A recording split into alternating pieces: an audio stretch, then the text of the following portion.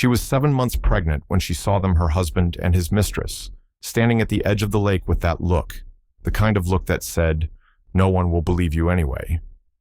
Moments later, the water closed over her head and the world went quiet. But what they didn't know was that silence can remember everything. If you've ever felt that the ones cast aside sometimes carry the clearest truth, stay with us. Like, subscribe, or leave a thought. It matters more than you know. The chandeliers above Vaughn Estate flickered against the storm-swollen dusk outside, casting long reflections on polished marble floors. Inside, voices murmured, glasses clinked, and strings hummed through the reception air. It was the kind of gathering where no one questioned wealth, only the manner it was displayed. The pre-board gala was underway, and every seat had a name, every gesture a cost, except hers. Sabrina Vaughn stood at the threshold in a satin sapphire gown that skimmed her frame like water held in place. Underneath, stitched tightly around her torso, was a hidden layer, a thin, inflatable vest, flattened to near invisible. No one noticed. No one looked closely. That was always her curse inside this world. She had presence, but never power. She moved through the crowd without being greeted. Her husband, Jared Sinclair, was already flanked by Bianca Hartley, the firm's senior financial advisor and a woman who spoke with the gravity of consequence. Sabrina approached their table, the one closest to the board chairman's dais, and lowered herself into the empty seat beside Jared. A waiter stopped midway. "I'm sorry, ma'am, that chair's reserved." Sabrina turned her head slowly. Jared didn't interject. He offered her a glance and a half smile, like someone might extend to a stranger on an elevator. She rose without speaking and crossed to the far corner of the ballroom, where the servers moved like shadows in and out of the kitchen. She took a seat near the double doors that led to the veranda. From here, she could still see Jared, see them. She reached into her small clutch and pressed the screen of her phone, enabling the recorder. She didn't need to hear every word. Just enough. Moments later, Jared and Bianca slipped out toward the railing just beyond the glass doors. Sabrina watched them closely. Bianca's voice filtered in faintly through the slight crack she'd nudged open moments before. "Tonight, after the second course, the crew knows." Jared's reply came, soft but certain. "She's fragile. She'll panic and fall. No one will question a thing." The words settled in her chest like cold stones. Sabrina didn't blink. She stared for a second longer, then closed her purse and stood up. Her steps were quiet but firm as she moved toward the back stairs. No one noticed the man standing just beyond the staff hallway, a man in a plain gray cap, hands in pockets, eyes tracking only her. Cole hadn't changed much since DQC. He still wore that slight frown like armor, still moved like someone who trusted his instincts more than the room. They didn't speak. He nodded once. She nodded back. That was enough. Outside. The wind pushed the trees into prayer-like shapes. Her car was already waiting, tucked behind the catering vans. Cole held the passenger door for her. As she slid in, she whispered, "Holston Marina." Before midnight. Cole didn't ask why. He just started the engine. Back in the ballroom, Jared returned to his table and reached for his glass. His fingers paused halfway when he glanced at the now empty chair to his left. He looked toward the kitchen, then the veranda, then the main entrance. Sabrina was gone. And for the first time that evening, he felt something he hadn't accounted for. She didn't leave a note. She didn't leave a trail, but the absence was louder than any scream. The office on the 32nd floor of Vaughn's strategic group overlooked the Boston skyline like a king's tower. From here, Jared Sinclair could see the city unfold beneath him, brick by brick. Light by light, but none of it registered that morning. His jacket was still damp from mist. He hadn't slept. He walked past the reception desk without a glance. Any update, he asked sharply. The assistant behind the glass wall looked up, startled. No signal. Her phone's last ping was near Holston Marina. After that, nothing. Jared nodded slowly, more to himself than her. He turned to the window. Fog rolled off the harbor like breath. Behind him, the muted hum of CNBC played in the background, market numbers up, merger speculations, a clip of Jared from last quarter. None of it mattered. In his head, he replayed the moment, the soft splash, the stillness afterward. Sabrina's body never resurfaced, not even a scream. It should have been simple. She was wearing heels, after all. He told himself that again. One floor below, Bianca Hartley sat stiff in her corner office. The blinds were shut. She stared at her phone, her thumb frozen above the screen. The message came at dawn. Unmarked number, 2 lines. You shouldn't have been on that yacht. Beneath it, a photograph grainy but clear. Jared and her by the railing. Time-stamped, 9:47 p.m. Her hands trembled. She deleted the image, then stared at the empty screen like it might explain itself. Jared returned to his desk and opened his drawer. Inside were printed summaries, a copy of Sabrina's living trust, and the draft proposal for his CEO confirmation. The paper smelled like toner and something older fear. Perhaps. He scanned the lines. In the event of spouse's disappearance, he stopped there. He tapped his finger once on the wood, then again, like trying to summon rhythm where none existed.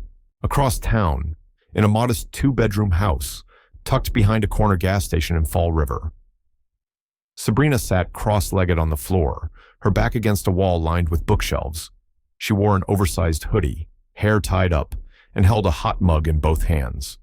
On her lap, an iPad blinked to life.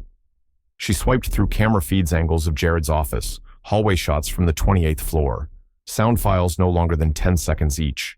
She didn't flinch as Jared's voice filled the room. We pushed the vote.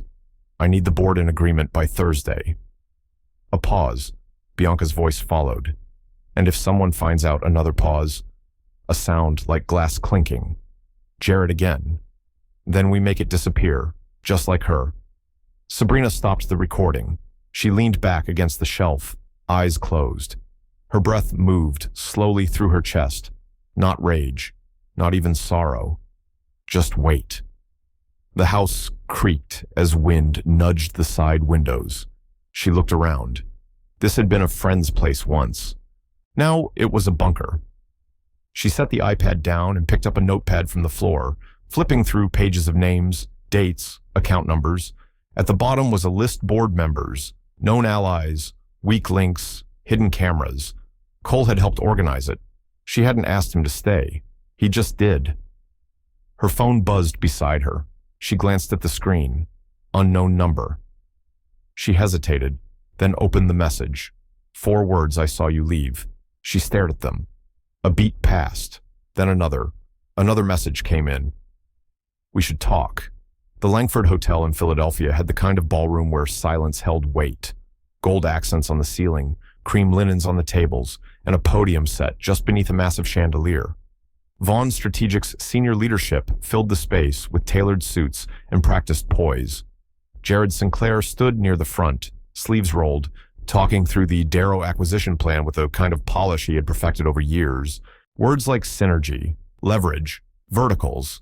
No one interrupted until someone did. A man in a charcoal blazer walked in from the side door, not part of the staff. He didn't speak until he reached the center aisle. Mr. Sinclair, you've received a private document. I was told to hand it to you directly. The room shifted, phones lowered. Jared glanced toward Bianca, then stepped down from the podium. The envelope he was handed was plain, unmarked, except for his name. He opened it slowly.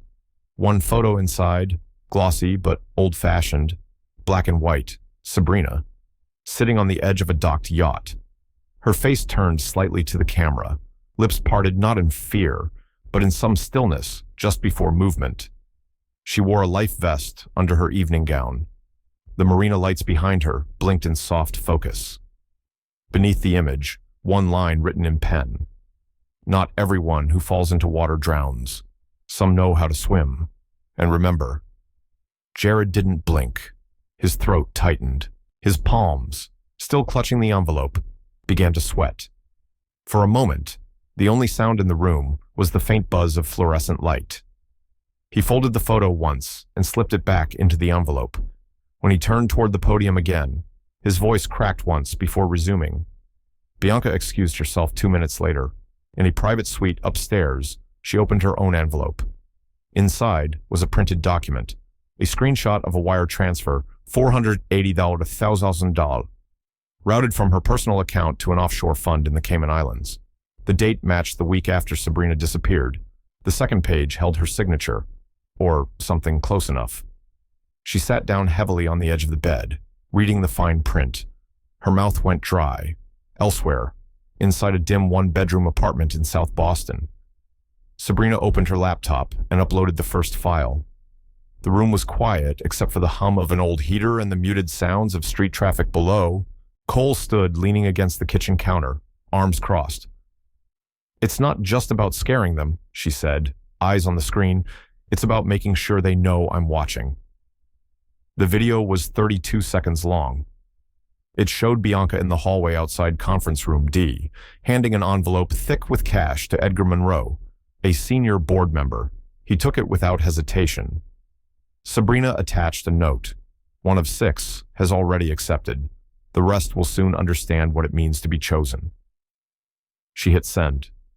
Cole said nothing, just picked up the coffee pot, poured 2 cups, and set one beside her. Sabrina didn't drink. Her hand hovered above the mug, then dropped back to her side. She clicked on the next video file, this one labeled with a date from over a year ago. Her own voice echoed faintly in the room, a snippet from an old board dinner. Laughter, glasses clinking, Jared talking over her answer.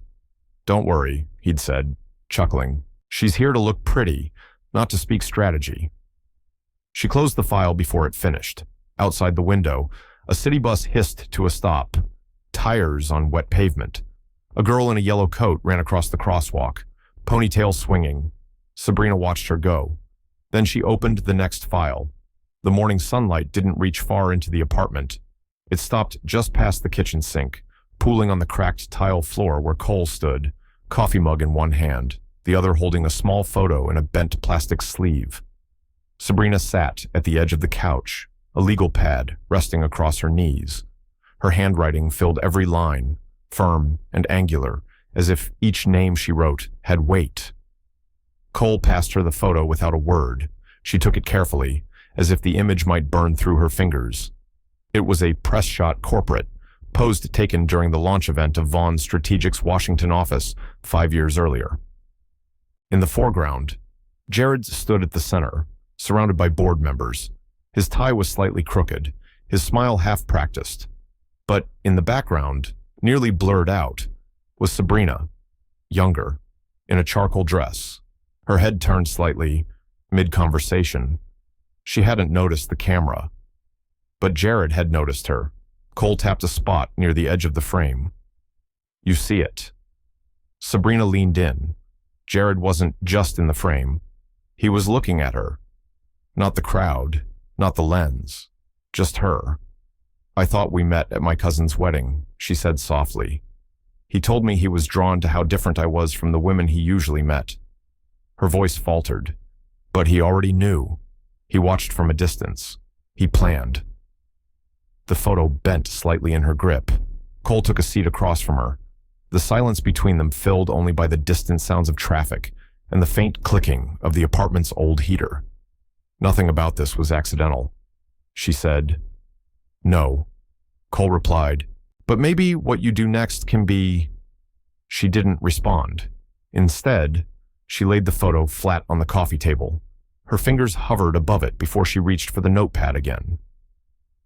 That evening, she scanned the image into her laptop before she hit delete. She paused. The digital version vanished from the screen, but she placed the printed copy in a separate file, tucked inside a folder labeled only with the letter V. Later, alone in the quiet of the room. Sabrina sat by the window. The apartment overlooked the street behind a laundromat, hardly scenic, but steady. From here, she could see the comings and goings of lives that didn't touch hers. She watched an older man push a grocery cart past the sidewalk, his steps slow but certain. She thought of her mother's old words, "People like us survive by paying attention to what others ignore." She remembered Jared's voice on their third date as they walked through the sculpture park in Seattle. "You don't fit in this world," he'd said, "and that's why I need you beside me." Back then, it had sounded like admiration. Now it felt like ownership dressed as charm. The realization didn't hit all at once. It moved through her like fog, dense, cold, inevitable. She wasn't chosen. She was calculated. She returned to her desk, opened a new document, and began typing a timeline. Dates, events, public statements, financial disclosures. The kind of trail that only someone close would know how to follow. Her hands moved faster as she worked, her breath slowing with each line. When she reached the bottom of the page, she paused, then picked up a pen and drew a small check mark beside a name. She didn't say anything, but Cole, still awake in the other room, could hear the tap of her pen against the table. Outside, the light from the laundromat flickered once, then held steady. The rain had settled into a soft, steady rhythm by the time they pulled into the narrow alley behind the building. Cole didn't speak. He let the engine idle as Sabrina stared at the rusted fire escape above them. There was no doorman, no cameras, no marble lobby, just flaking red brick, a dented mailbox, and a door that stuck at the bottom. It wasn't the kind of place someone like her should have ended up, but she didn't hesitate. Inside, the apartment was quiet, stripped to the essentials, a pull-out couch, a kitchenette, and a floor lamp with a broken shade. But against one wall, Sabrina had turned emptiness into focus. Taped across the plaster were rows of charts and transaction logs, each line highlighted or underlined in pencil. A small corkboard leaned nearby, littered with receipts and sticky notes, arrows drawn between dates and initials. The smell of old wood and black tea filled the space. Cole handed her a steaming mug and leaned against the doorframe. "They're starting to talk," he said. Bianca reached out to a compliance attorney in D.C., not through the firm. "Personal line, she's nervous." Sabrina nodded once, eyes still on the corkboard. She didn't sip the tea, just held it. She should be. They all should be. She crossed the room and picked up a folder labeled with her mother's initials, E.G.L. B. Svi. It had been buried for years, under piles of unrelated documents in a safe her mother left behind. Inside was a termination letter from Vaughn Group, dated 15 years earlier. The stated reason was redundancy during budget restructuring, but the internal memo stapled behind told a different story. Her mother had flagged discrepancies in regional expense reports, ones traced to a fund managed by Bianca. The signature at the bottom of the firing notice was Jared's. Sabrina stood still for a long time, rereading the last page. She whispered more to herself than to Cole. "I thought he married me because I reminded him of quiet. But it was always silence he wanted from me, from her, from anyone who saw too much." The rain grew louder against the window. Cole reached for a small lamp and clicked it on. The light made the edges of the paperwork glow like coals. She stepped over to the pile of keepsakes in the corner and pulled out a small frame. Her mother smiled from behind the glass, dressed in a thrifted blazer and holding a cake with "Happy Audit Completion" scrawled in icing. Sabrina ran a finger across the glass. Pausing at the corner where the wood had splintered, she didn't cry. Instead, she set the frame beside the laptop, opened a spreadsheet, and began logging every transaction her mother had flagged, matching them with the accounts Sabrina had access to now. They'd laughed at her when she asked for board oversight back in year 1 of the marriage. Jared told her she didn't need that kind of responsibility, that someone like her could just live lighter. She remembered the way he said it, smiling, almost kind. She remembered not pushing back. Cole took a seat nearby, watching her fingers move across the keyboard. "You're not doing this out of spite," he said. "No," she answered. "I'm doing it because they need to know what fear feels like when it's earned." She closed the laptop and turned to the wall. From a box beside the couch, she pulled out 6 plain white envelopes, one for each board member. On the back of each, she wrote a name, not threats, just questions. What did you sign? What did you ignore? What are you willing to lose? She handed the stack to Cole. Overnight mail. Stagger the dates. No return address. He took them without question. Outside, the rain had eased. A boy on a bicycle passed by, his tires leaving dark trails across the street. He looked up once through the window, then rode on. Sabrina watched until he disappeared around the corner. Then she turned back to the wall, picked up a thumbtack, and drove it straight into the center of Jared's name. The wind, coming off the Charles River, had a rawness to it that night, cutting across the open campus like something unfinished. Sabrina pulled the hood of her coat tighter as she and Cole slipped through the narrow side door of the St. George Law Library. The halls were quiet, half-lit, with that familiar scent of dusted leather and forgotten footnotes. It had been nearly a decade since she'd walked those marble floors, and yet the rhythm of the building hadn't changed. They made their way past the old debate chamber and up to the third floor, where archival records were still kept in a forgotten wing. The door creaked open to a narrow room lined with steel filing cabinets and mismatched chairs. A single reading lamp stood by the window, casting just enough light across the center table. Waiting for them on the desk was a manila envelope, slightly worn, with one red sticker sealed over the clasp. A post-it on the outside read simply, "Use carefully, no trail." Signed with an initial M, someone from her grad school years who now handled quiet tasks in a quieter part of the university. Sabrina opened the envelope with both hands steady. Inside was a full audit record, over 60 pages, every line meticulously tracked. It outlined the existence of a trust fund registered under the name Avery Jensen. The fund had been used to quietly route shares from one department within Vaughan Strategic to another, shielded from regulatory reports, insulated from board scrutiny. Jared's handwriting appeared in 3 margin notes, Bianca's in 2 others. Cole scanned the first few pages. This goes way deeper than the offshore stuff. Sabrina didn't respond.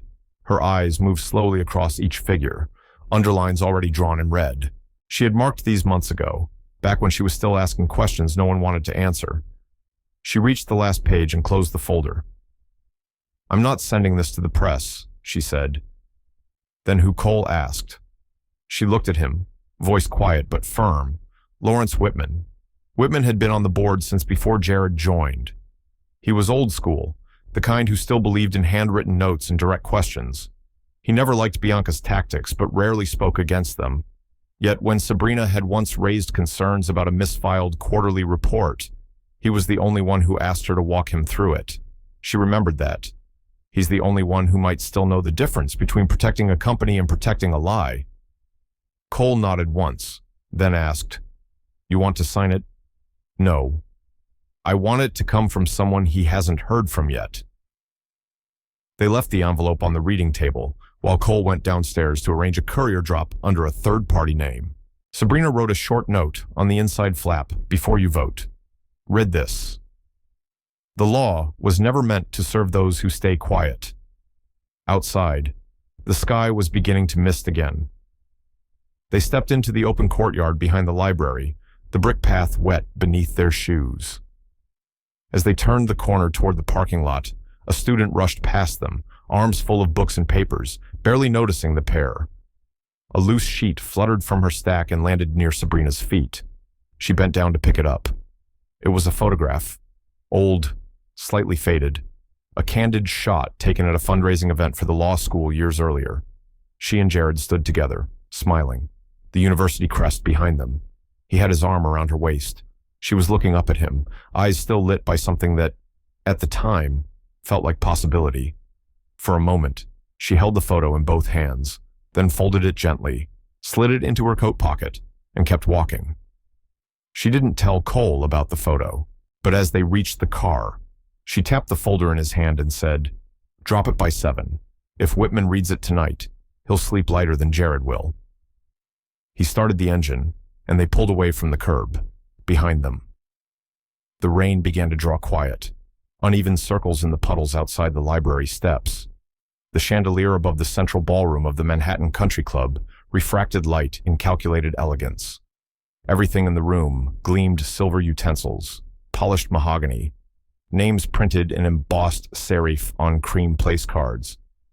The birthday celebration for Lawrence Whitman had the weight of tradition layered over power. Chairs were filled by Vaughn's strategic board members, longtime allies from financial circles, and a few well-chosen journalists from economic columns that only wrote when something mattered. Bianca's gown shimmered under the downlight, a silver-gold blend that clung to her figure without apology. She smiled through conversations, placed her wine glass just so, laughed at the right volume. Jared stood beside her, his tuxedo tailored perfectly, but wearing thin under the tension in his jaw. He was scanning, watching for something that might be invisible to everyone else but not to him. He saw it when Whitman arrived. The older man greeted guests with slow, measured gestures. He wasn't the kind to rush pleasantries, but when he reached Jared, there was a pause. Whitman's hand closed around Jared's, firm, unhurried. Then the older man leaned in, just slightly, not enough to draw attention, and said something too low for the room to catch. Jared stiffened. Bianca noticed. She pressed her fingertips into his arm, almost a signal. He didn't respond. Whitman moved on. Across the city, in a modest studio apartment off Canal Street, Sabrina sat before a laptop lit with split screens. On the left, live footage streamed from a hidden button cam, currently pinned to the lapel of a catering staffer Cole had vetted 2 nights before. On the right, a series of diagnostic readouts scrolled in silent green signal status, audio input, and a whispering trace line labeled Device 3. She leaned closer as the server walked past Jared's table. Through the tiny lens, the guests looked like characters on a polished stage. Then a voice cut through the feed. Soft, low, familiar. You're going to spend your whole life standing beside a shadow. Jared turned. The woman facing him was Dr. Evelyn Claiborne, Vaughn's longtime family physician. Her gray hair was tucked into a soft twist, her pearl earrings catching only faint light. She wasn't smiling. You know what she was fighting. Dr. Claiborne continued, and you let them call it instability. Sabrina's fingers froze above the keyboard. She remembered that office sunlight through linen curtains, a scent of antiseptic and hand cream. She remembered Evelyn's hands, warm on her wrist as she checked her pulse, then whispered, "It's not madness, it's grief, and you're handling more than anyone sees." That same diagnosis, later reframed by Bianca, became the legal anchor to argue Sabrina was unfit to make certain financial decisions. A temporary guardianship clause slipped quietly into their prenup's subclause, a pen stroke that turned empathy into leverage. Now Evelyn stood with a flute of champagne in one hand, her voice low but steel-threaded. "She's not what they said." Jared. He didn't answer. But something in his expression cracked not visibly, not enough for the room, but in a way Sabrina could see from her side of the screen. Outside the ballroom, Jared stepped away to take a call. He moved briskly, slipping past waitstaff and through the far hall toward the rear garden exit. On the laptop screen, a notification blinked to life. Device 3 activated. Microbug live. Sabrina exhaled slowly. The third device, planted inside Jared's cufflink case 2 weeks ago, had finally come online. It was voice-activated, encrypted, and connected only when he used the second phone, the one not listed on any company records. She opened the interface, clicked into the waveform, and waited. In the feed. Jared pressed the phone to his ear and said a name she hadn't heard in years. Then, quietly, he asked. How long until it all comes down? Monday morning brought no clouds, but the air in Boston felt heavier than usual as executives of Vaughn's strategic group filed into the top-floor conference room at 200 Clarendon Street. The view from the 40th floor stretched past the Charles, serene and unknowing, while inside the glass-walled room, tension coiled into every breath. This was the final board session before the vote to confirm Jared Sinclair as permanent CEO, an appointment that had seemed inevitable just 2 weeks ago. Jared arrived first. He adjusted his cufflinks with deliberate calm, lips set, jaw tight. Bianca followed, all sleek lines and practiced charm, whispering short reminders about talking points. At precisely 9 o'clock, the last chair was filled.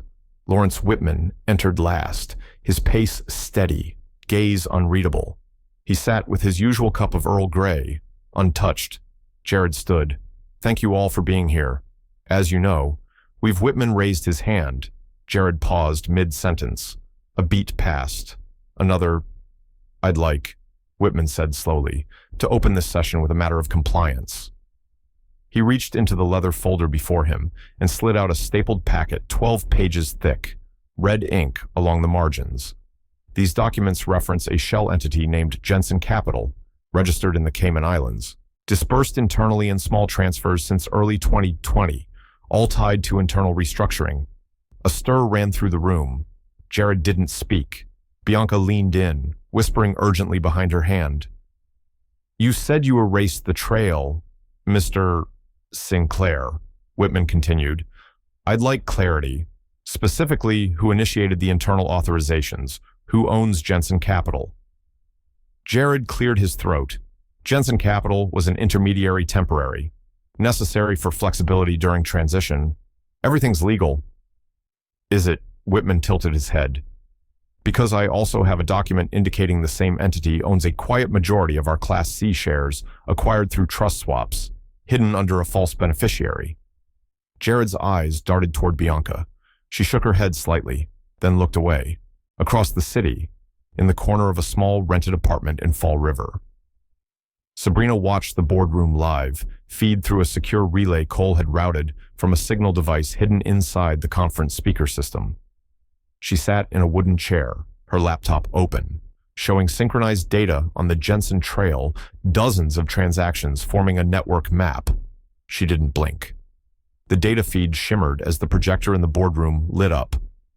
The screen behind Jared shifted first to a graph, then to a set of names. Jared's, Bianca's, the movement of shares, the purchase of silence. Bianca stood, voice brittle. This is a breach of internal protocol. Who authorized this display? And then before anyone could answer came the voice. I did. It wasn't spoken in the room. It came from the screen. Every head turned. The video feed flickered. And then she was there, Sabrina Vaughn, dressed in a gray coat, hair pulled back, face bare of expression, but eyes fixed with the weight of someone who no longer asked for permission. She sat calmly at a table, lit by natural light, some unidentified space behind her. You've asked, she said quietly, who stood behind the false name. It was Jared and Bianca, but they never worked alone. Silence crashed down. Whitman didn't speak. Bianca's mouth hung open, disbelief curdling into fear. Jared stared at the screen, frozen. Sabrina leaned slightly forward. You built your power through silence, erasure, manipulation. I watched. I endured. But now I'm the one watching, and I'm not erasing anything. The screen blinked to black. In the boardroom, the hum of electronics remained, but no one moved. Jared's hands curled into fists at his sides, as if holding back something that could no longer be spun. Outside, far below, the streets of Boston moved like any other Monday.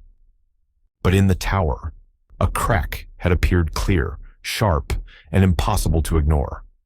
For a full 7 seconds, no one in the boardroom moved, not a breath, not a blink. The air itself seemed frozen in place. Sabrina's voice, flat and unwavering, echoed through the conference speaker. I'm not here to reclaim the Vaughn name. I'm here to reclaim the truth. Jared stood, suddenly too aware of every eye on him. The screen behind him still displayed Sabrina's face, too clear, too steady to be manipulated. This is fake, he said, forcing a half smile. It's AI. It's staged.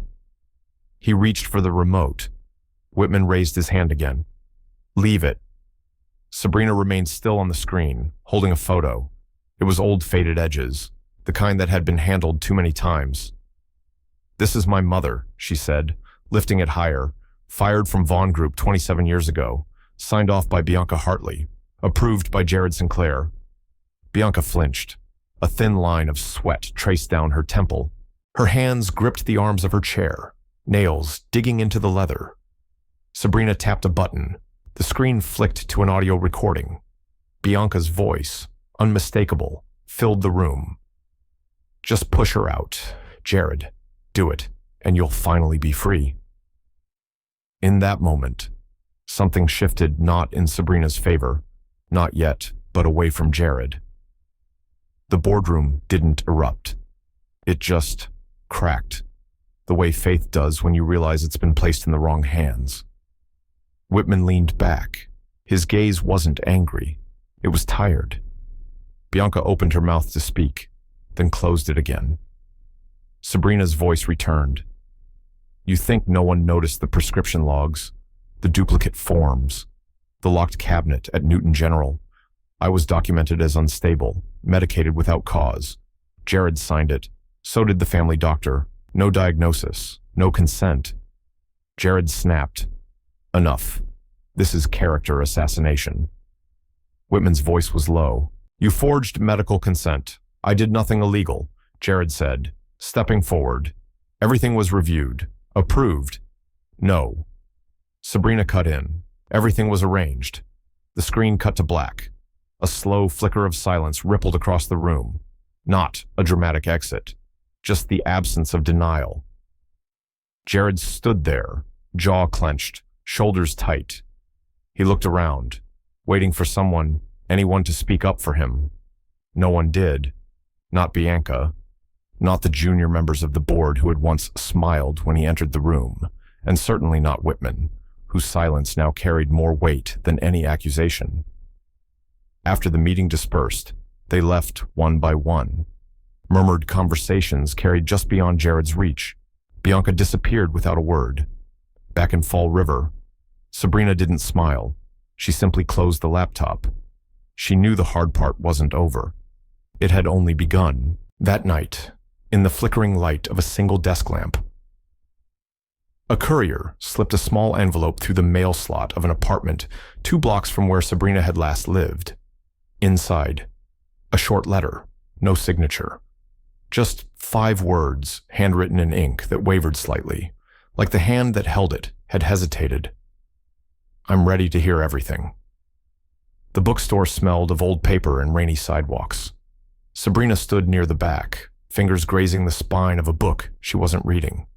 The space was small, tucked between 2 cafes on Massachusetts Avenue, and the corner where she waited was dim, insulated by shelves of forgotten novels.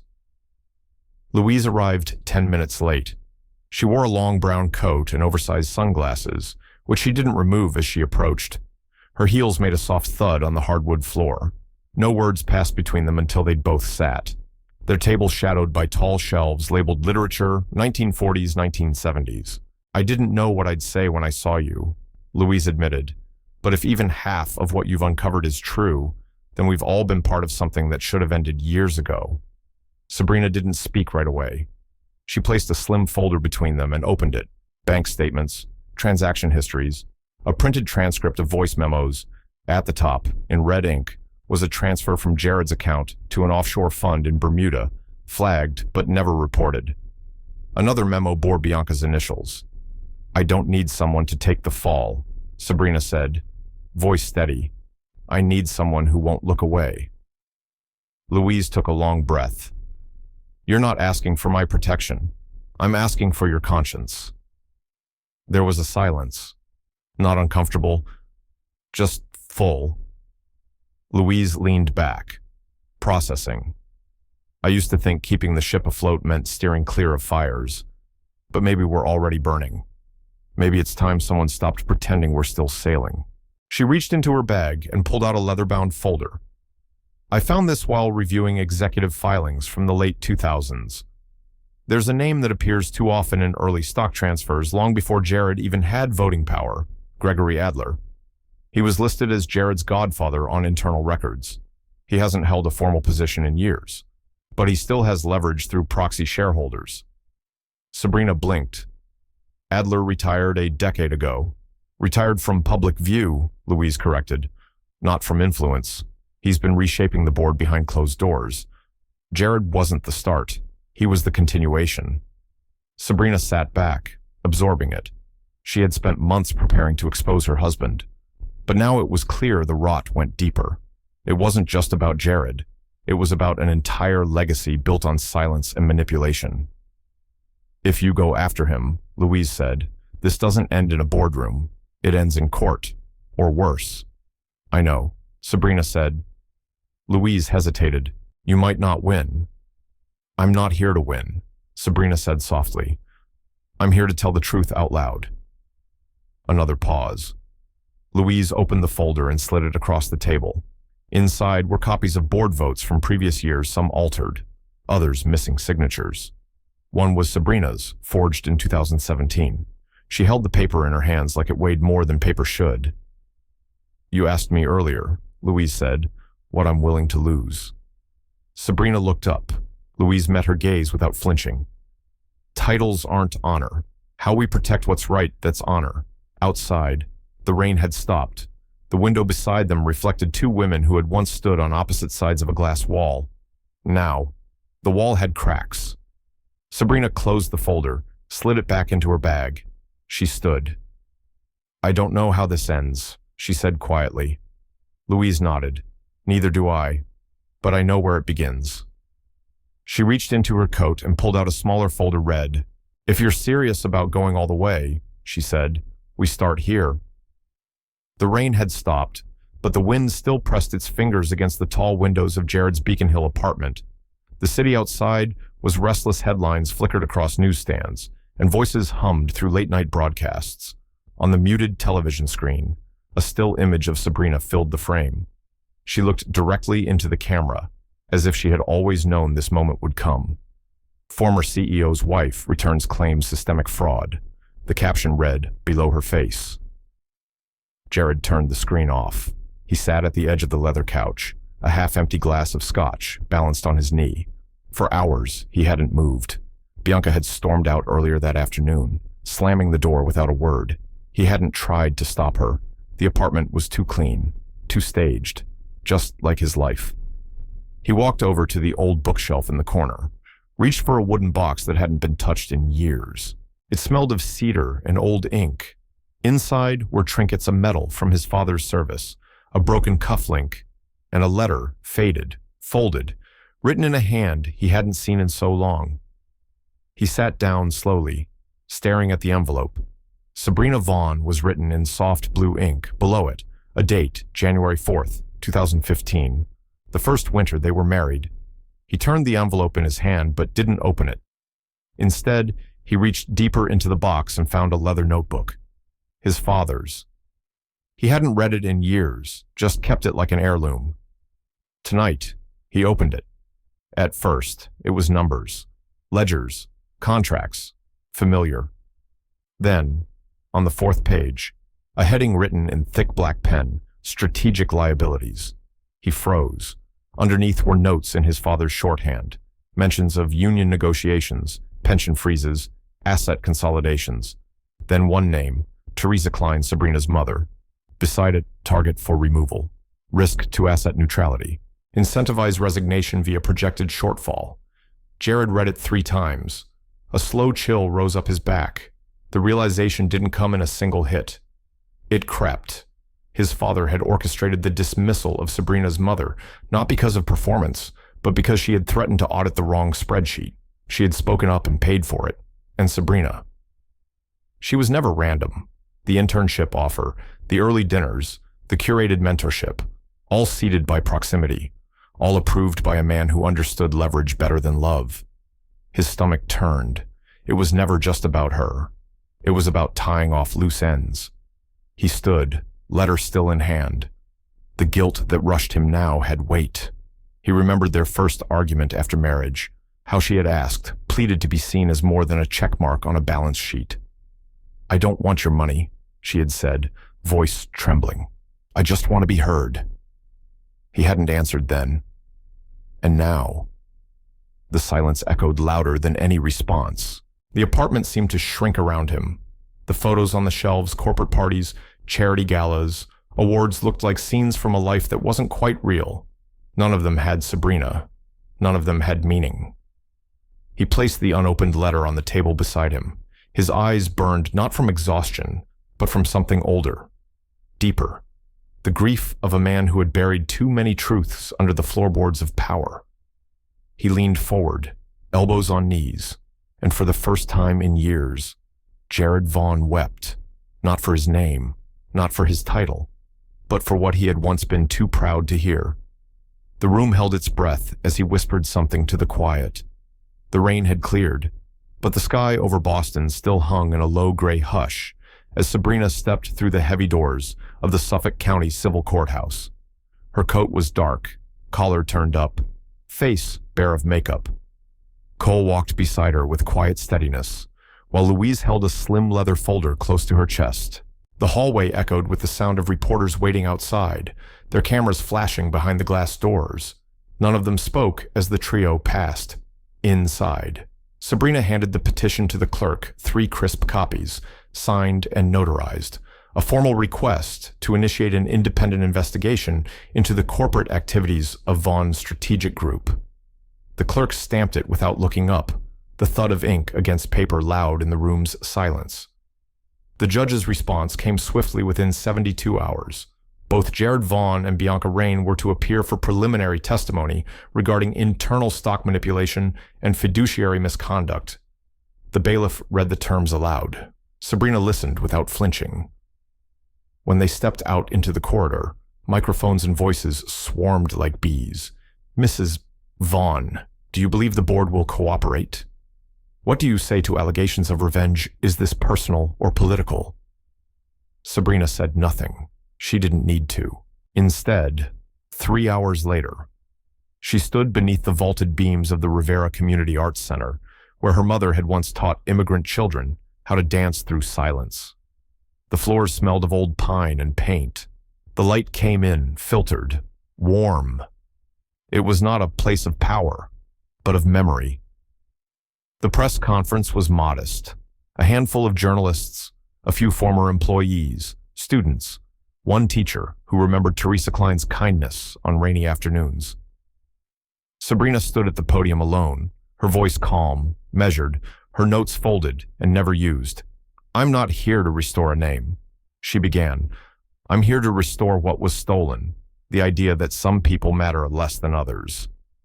She announced the founding of the Teresa Klein Foundation, a scholarship for children of dismissed workers, for women pushed out in silence, for people who once believed no one would ever say their names again. It wasn't flashy. There were no corporate sponsors, only the kind of applause that comes from people who understand quiet battles. As she stepped off the stage, a small girl with wide eyes and curly hair ran forward and threw her arms around Sabrina's waist. She barely reached Sabrina's hip. "You're the one my mom talked about," the girl whispered, "the lady who's not afraid of anyone." Sabrina knelt down. Her voice softened. "That's not true," she said. "I'm afraid of not doing the thing I'm supposed to do." The girl didn't answer, just nodded, like she already knew the weight of that fear. Behind them, scattered applause grew, not for spectacle, but for something older, earned. And then, just as Sabrina turned to return backstage, she felt it, a shift in the room's stillness. She glanced over her shoulder, past the rows of folding chairs, past the community organizers and the reporters packing up their bags. Jared, he stood at the back, not moving, not speaking, no longer in a tailored suit, no longer carrying the posture of a man untouchable. His shoulders sloped just slightly. His eyes were locked on hers. He didn't try to come closer. He didn't need to. The applause had already begun to fade when Sabrina turned toward the back of the Rivera Community Arts Center. Rows of folding chairs and old chandeliers cast gentle shadows across the wooden floor. And there, standing alone beneath a dim wall sconce, was Jared. His hands were in his coat pockets, shoulders lowered in a way that said more than words ever could. Their eyes met, a flicker recognition, memory, something else. He didn't smile, didn't try to approach, just nodded once and turned to leave through the side door without a sound. Cole noticed but said nothing. They all did. That night, just past 11, Cole's phone vibrated, a blocked number, no text, only a location Merrimack Dock. Come alone. For her. He didn't hesitate. Within minutes, he was driving through the empty roads outside Fall River, the rain soft against the windshield. He parked 2 blocks away, walked to the dock on foot. The river was calm, cold. He adjusted the recorder in his jacket pocket. A figure emerged from the shadows, hood drawn, steps cautious. Then she lowered the hood. "Bianca," he said quietly. She looked older, not from time, but from weight, the kind that doesn't sit on the body, but in the space behind the eyes. "I'm not here for pity," she said. "I know how this ends for people like me." "What do you want?" Cole asked. Bianca reached into her bag and handed him a flash drive. "Camera feeds," she said. "From Jared's old apartment. He kept recordings of everything, even the things he thought he'd forget." "Why now?" She didn't answer, just looked out over the dark water. "I don't want immunity. I don't want favors. I just want to disappear without someone hunting me down like a wounded animal." Cole didn't promise anything.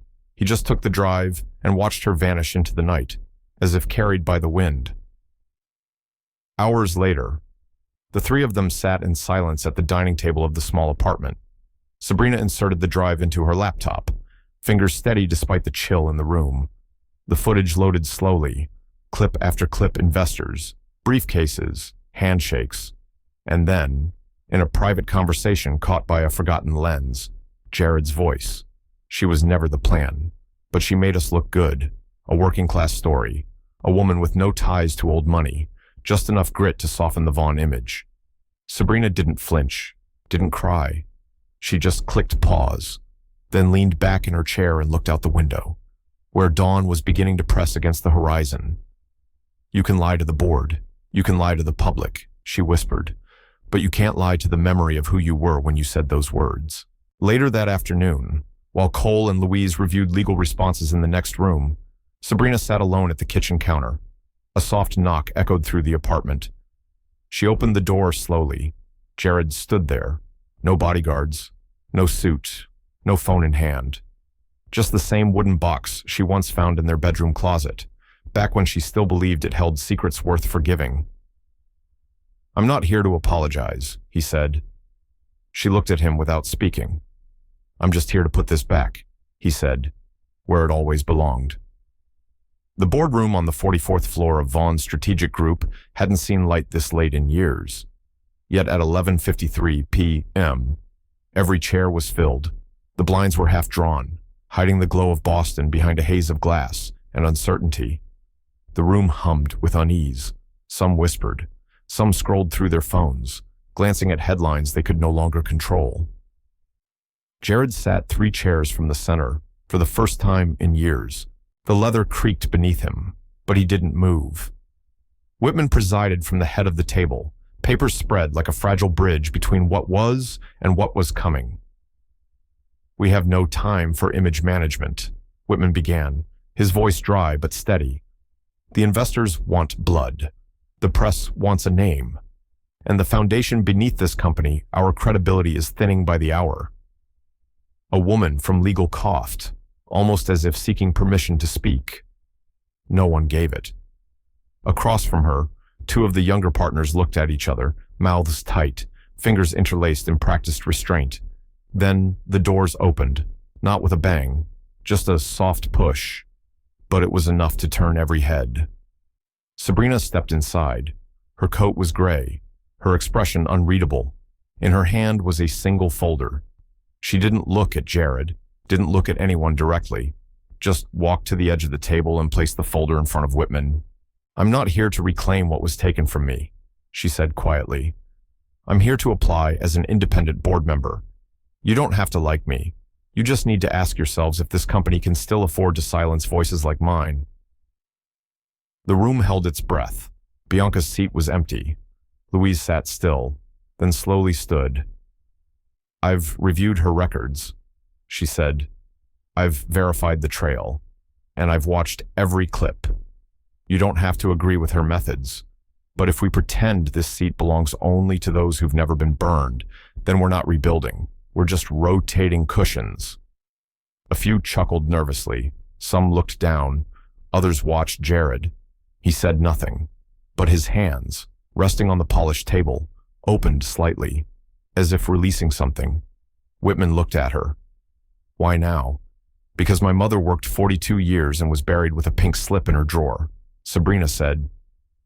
Because no little girl growing up in South Boston should ever believe the door is shut just because it was once slammed on her family. Because the company you run wasn't always like this. It can still mean something again. The vote didn't happen immediately. They argued first. About process.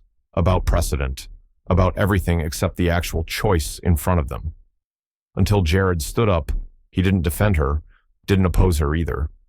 He simply pulled an envelope from his inside pocket, sealed in wax. He walked to the head of the table and placed it gently in front of Whitman. "My vote's in here," he said. "Read it when you're ready. But don't read it thinking about me. Read it thinking about what you'll tell your children 10 years from now when they ask what kind of leader you were." Then he turned and walked out, not looking back. And though no one said a word, something shifted in that room. Morning broke over Boston, like the beginning of a reckoning. The courtyard outside Vaughn headquarters was already teeming with press crews by 8 a.m. Cables snaked along the pavement, microphones perched like birds on tripods, and news anchors rehearsed lines they would repeat all day. Upstairs, behind the mirrored glass of the executive floor, the board gathered to decide the future of the company. Inside the grand conference hall, silence was its own language. Each seat bore a nameplate. Each name carried weight. And yet, the weight felt newly distributed. Sabrina entered alone, no entourage, no notes. She wore a navy suit, simple and sharp. Her hair pulled back. Jared had once teased her that when she wore that color, she looked like someone with nothing left to lose. Today, it looked like she had found something to reclaim. She stood at the podium, facing the council that had once voted her out by silence. "I was asked to present a vision," she said. "But visions don't matter if you don't believe the voice behind them." A slight pause.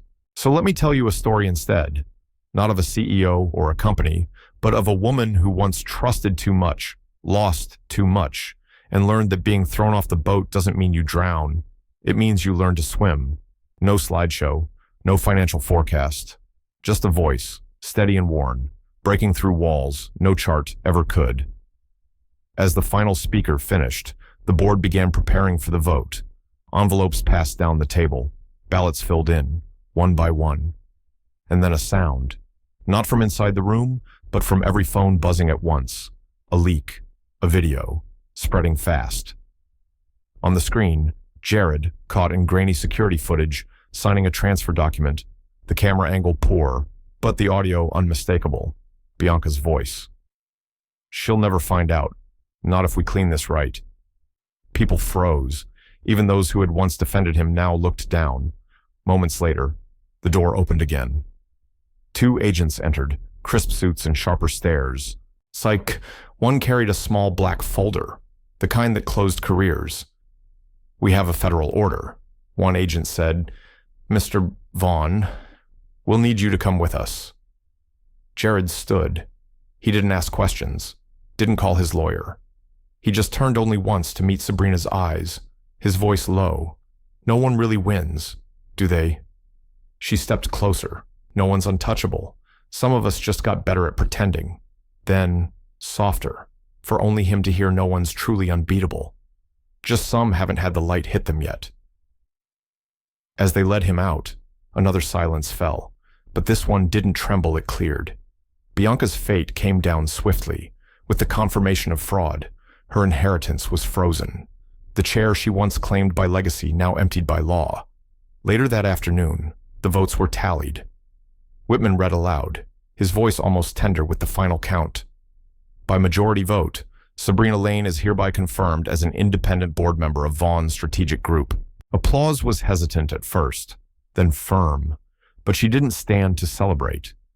She sat still, watching the horizon beyond the window, as if searching for something not yet visible. As the room dispersed, Jared's last words still hung in the air. Before he was taken out in handcuffs, he had turned once more. "Did you ever really love me?" It wasn't bitterness. It wasn't a plea. Just the raw ache of a man who finally knew he might have mattered. Sabrina had held his gaze. "I did," she said. "And that's what I've had to forgive myself for." Later, in the hallway, a young assistant, barely out of college, whispered to a colleague, not knowing Sabrina was still within earshot. She didn't need revenge. She just needed someone to hear her. The sky over Newport softened into hues of peach and indigo as the first light crept across the horizon. Sabrina stood at the edge of the boat's deck, both hands resting gently on her belly, feeling the quiet rhythm within. The sea stretched wide and still, as if listening. It had been 6 months since the vote, 6 months since boardrooms and headlines, since cameras and courtroom corridors. In that time, the world around her had not quieted, but she had, somewhere along the line, she had stopped reacting and started choosing. Cole stepped onto the deck, his footsteps slow, like he didn't want to break the morning. He held something wrapped in brown paper. "Found this in a little shop off Bellevue," he said, handing it to her. She unwrapped it carefully. Inside was a small oil painting. A woman at sea, one hand breaking a wave, the other cradling a bundle wrapped in cloth. Behind her, the sun was rising, not triumphant, just present. Sabrina held it for a moment longer than needed, then leaned it against the railing and looked out again. "She doesn't look scared," she said. "She isn't." Cole replied. She already made it through the night. In her hand was a folded letter. The paper had yellowed with age, but the handwriting was clear, her father's, firm and uneven. Cole had found it buried in an old folder among boxes marked for donation. It had never been mailed. She opened it slowly. "My daughter," it read.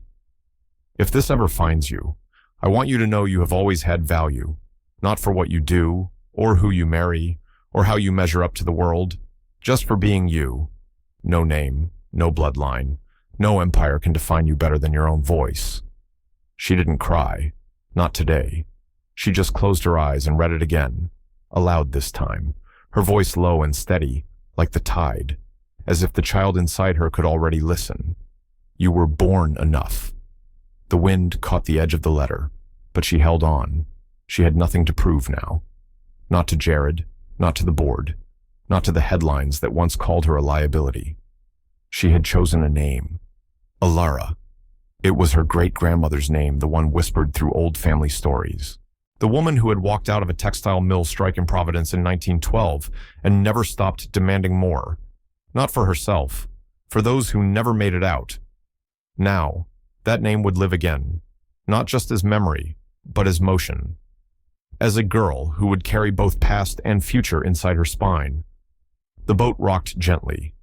A seagull cried above, sharp and bright.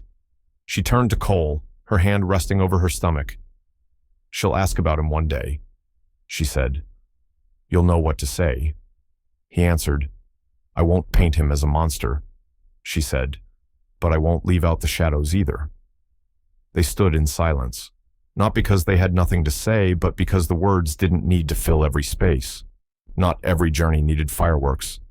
Some ended here, on a deck overlooking a quiet sea, where a woman who had lost everything once now stood steady with the future inside her.